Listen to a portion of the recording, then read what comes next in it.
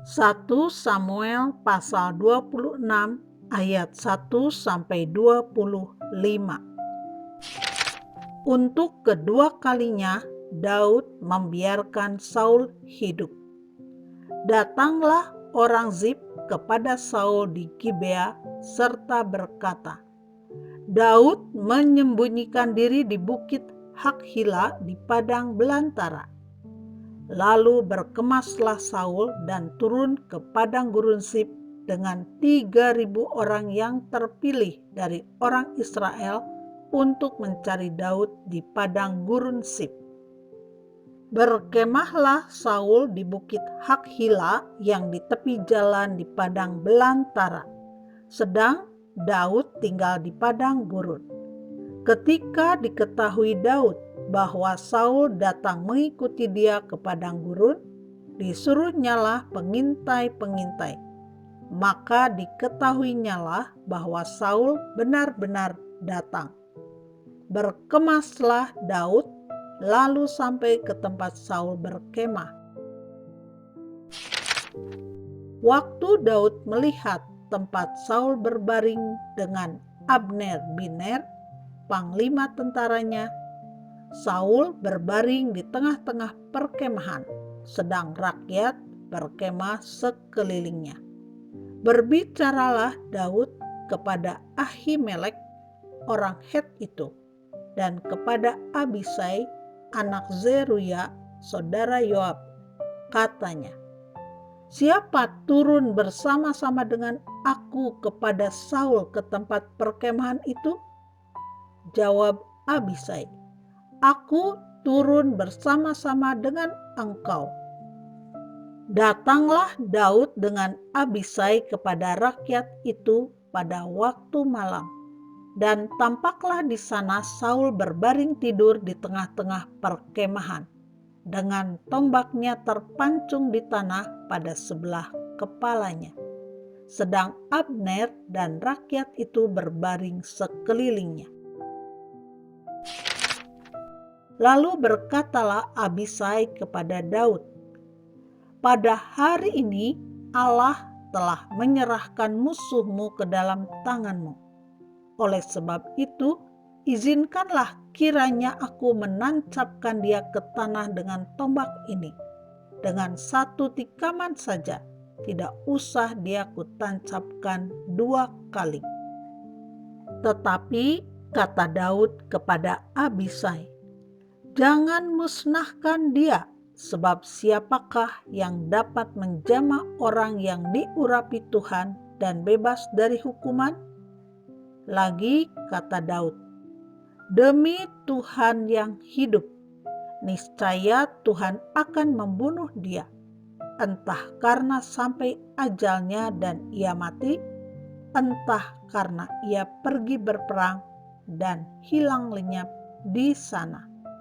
Kiranya Tuhan menjauhkan daripadaku untuk menjamah orang yang diurapi Tuhan.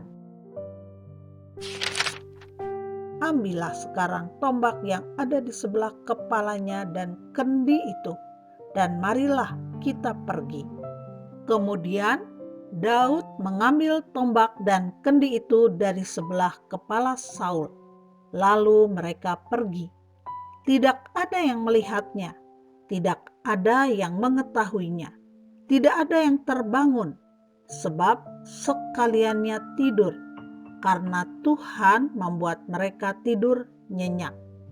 Setelah Daud sampai ke seberang, berdirilah ia jauh-jauh di puncak gunung, sehingga ada jarak yang besar antara mereka. Dan berserulah Daud kepada tentara itu dan kepada Abner bin Ner, katanya, tidakkah engkau menjawab, Abner? Maka jawab Abner, katanya, siapakah engkau ini yang berseru-seru kepada raja? Kemudian berkatalah Daud kepada Abner, apakah engkau ini bukan laki-laki? Siapakah yang seperti engkau di antara orang Israel?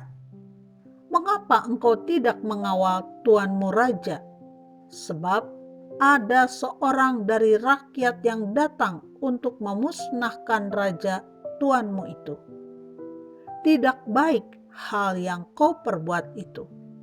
Demi Tuhan yang hidup, kamu ini harus mati, karena kamu tidak mengawal tuanmu, orang yang diurapi Tuhan itu.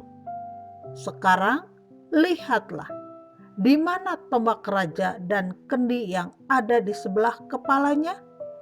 Saul mengenal suara Daud, lalu ia berkata, "Suaramukah itu, anakku Daud?" Jawab Daud, "Suaraku, tuanku raja."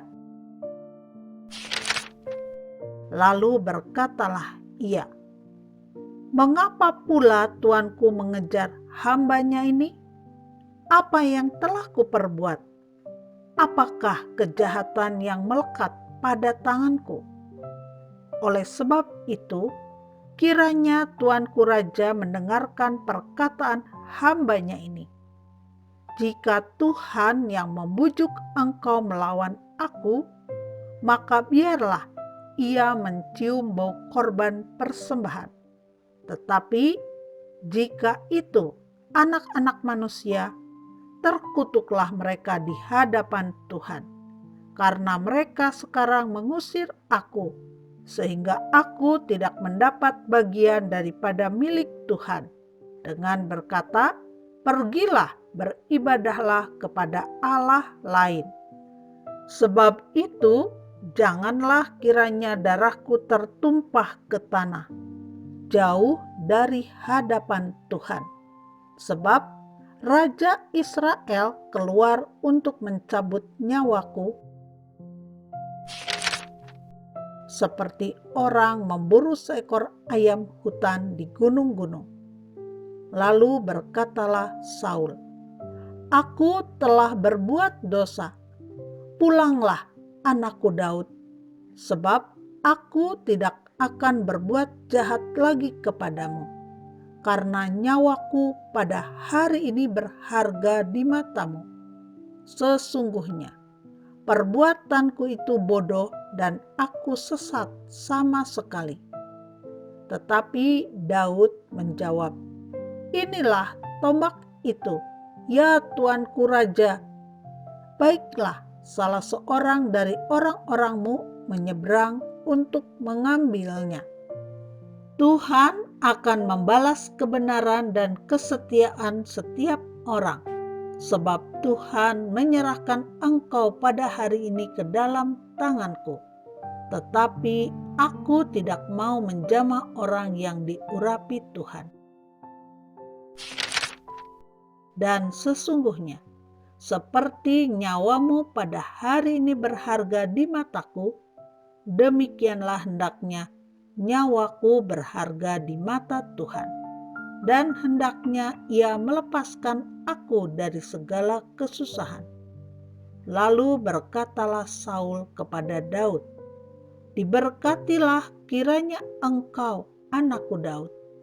Apa jua pun yang kau perbuat, pastilah engkau sanggup melakukannya." Lalu pergilah Daud meneruskan perjalanannya, dan pulanglah Saul ke tempatnya.